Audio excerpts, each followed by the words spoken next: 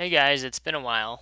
Um, I know I haven't produced a lot of content recently, and that's because I really don't put a lot of stock in a lot of the matches I'm playing. I'm playing in pugs and the odd scrim here and there.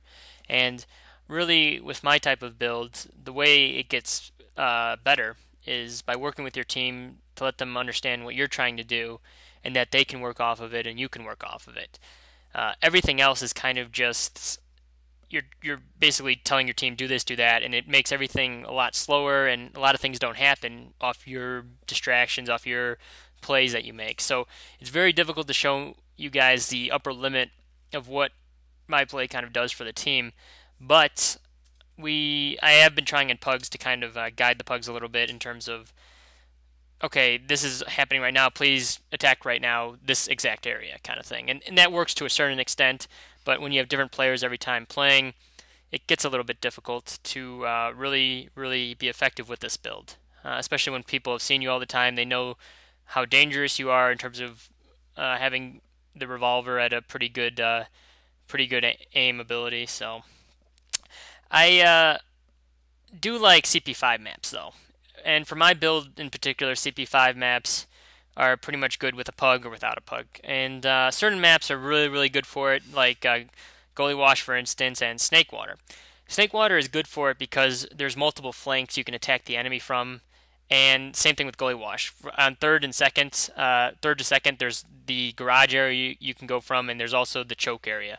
And so that means the enemy has to choose one direction to attack from, and then you can come around the other direction. So same thing with Snake Water because you have the kitchen area where you can go downwards, or you can take the left area around them, and it really makes this a very good map for me. So anyway, I do something that a lot of spies won't do on CP5 maps, and they try and do too much. I think is that they try and affect the later part of the match. So they'll try and get behind the enemy, and then gradually get in there and try and get a stab off. But the issue with that, at that point, usually the battle's already decided, in that a sniper probably got a big pick, a medic um, probably died, and in the process, your team, even if you get a pick on the sniper's already done work for his team. Plus, he's probably going to get a faster respawn due to mid capping. So the point is to kill those people or distract them before they can actually have an effect on your team. So what I do at the start of this snake water is actually just shoot people from a angle that they can't readily shoot my team from. So this means that if they want to kill me, they have to aim their bullets towards me and away from my team. And it actually works to pretty much great effect at distracting an enemy and also doing damage from an area they're not expecting. It makes them feel a little bit frightened and generally distracted. So I want to go over this next clip and kind of show you what really this build can do. So here we go, guys, and I want to start off by saying this is not high plat. This is not really competitive here. We have a demo advantage with Mangachu over this other demo. Mangachu is much better, and that makes a huge difference in any type of match like this. So I'm not saying this is what happens in a lot of matches. It doesn't. There's tons of plays you do with your teammates, and that's how I get better is working with my teammates. They know what I do. They know my aggression and everything. And in Pugs, you just can't do it as much. But anyway, I just wanted to show you kind of like what I would do in a usual mid CP5 map, which is just distract the combo, throw a few shots at him. Bam, the med goes down there. That usually doesn't happen, obviously, but now that the med does go down, I immediately get into the action. I go at the sniper, I prevent him from focusing on our med, and I actually get the kill out of that. I didn't care about the kill. I cared about doing damage to him and getting him out of the action, because I knew that our team would eventually overwhelm them with our numbers advantage. So here the NG's focus on someone else. I take that to get a quick kill on him. Demo is really aggressive here. He shouldn't be here. I put a lot of shots on him easily. I thought he would die that last shot, but he's like really lit. And I'm calling on my team to do stuff here. And a team that I played for usually would definitely get him before he got away like that, and I wouldn't have to sacrifice my life. But I really wanted that demo down because he could stop our push. He could really get a choke down and prevent our crit push from happening like right here. He could do a lot more damage to everyone.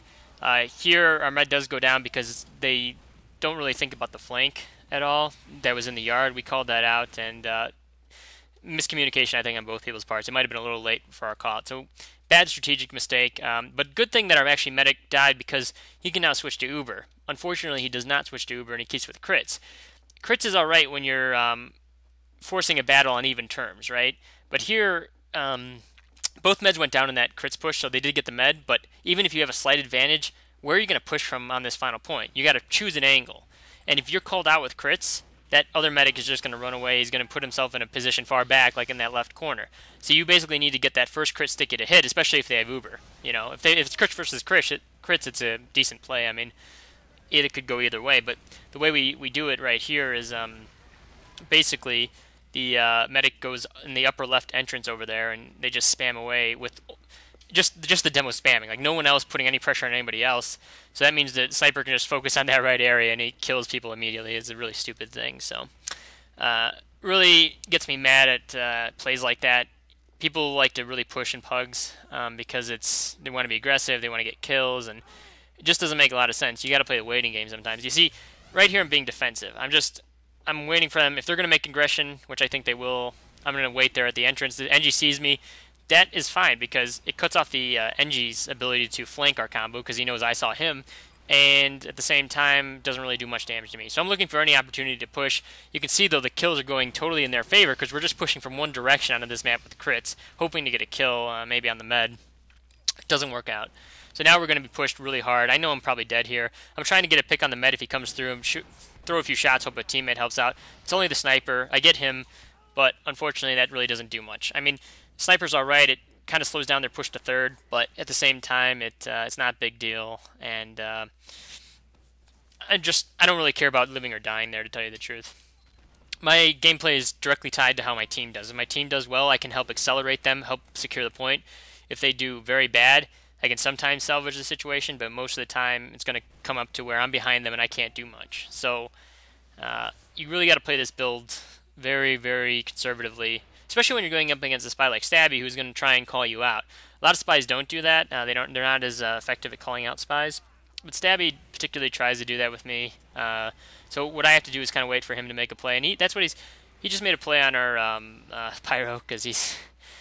I don't know what's going on. Stabby's called out at this point, and our medic doesn't even see him. He just kills another person. It's kind of funny. Pyro was called out lit here by my teammates. He was a little bit lit. I think he got the health pack. Should have went for the stab there. That's for sure a mistake on my part. It was an easy kill for me. I thought he was lit. I thought he was going to be something else, and I was going to get the pyro fast with the shot, but it wasn't that. So anyway, we're getting pushed really, really hard now at this point, and my thought is I'm coming out with the medic. I think we've already lost the fourth point, basically. They've killed us so much. And I'm checking the it doesn't show on this demo, but I'm always checking who's up and who's down, and I can see that we're down a lot. You're going to see in a second we're going to lose 2 people to crossfire, and that really eliminates the push for me. I'm telling the medic, back the fuck off, you're not committing here. And you see there's the pyro trying to get out. I'm blocking some damage for him.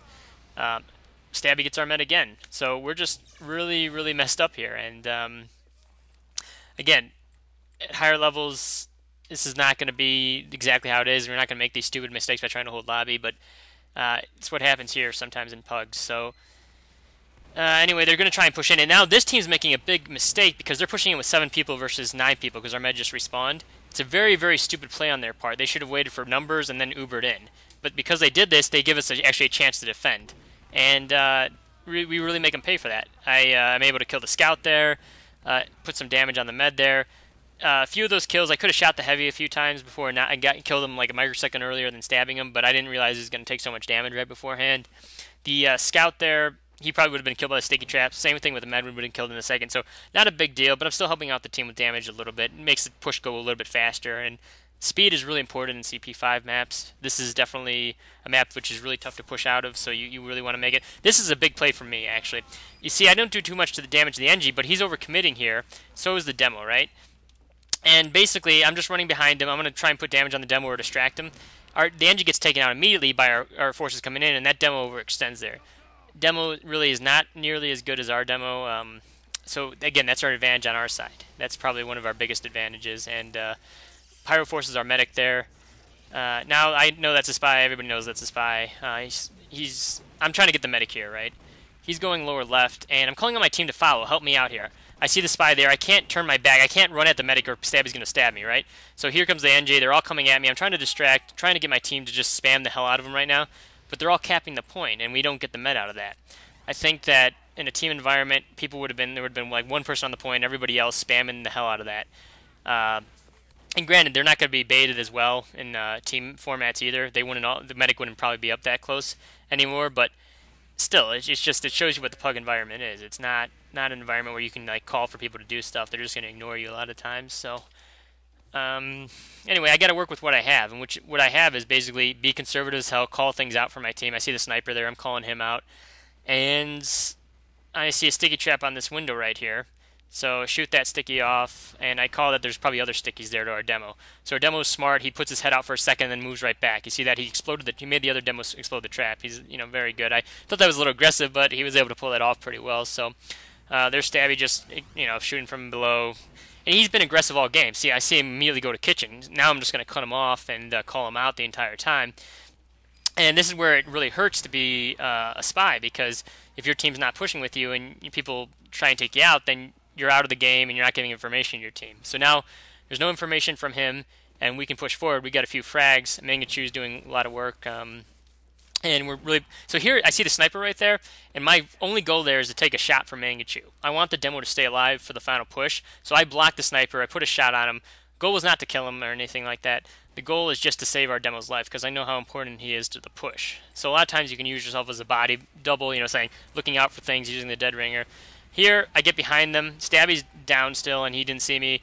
I get the demo and the heavy, and then I get the final kill on the med really fast. That can happen sometimes. That's a really good thing about this build if you have good revolver aim down. Again, I probably wouldn't have gotten the demo in a real match. Probably wouldn't have even got the heavy, but I would have distracted him a little while the push was going on, and I would have probably put a few shots on him with a numbers advantage. So the goal really is just to keep the momentum going and working with your team to get things done. And that's all I really got right now for this portion of it.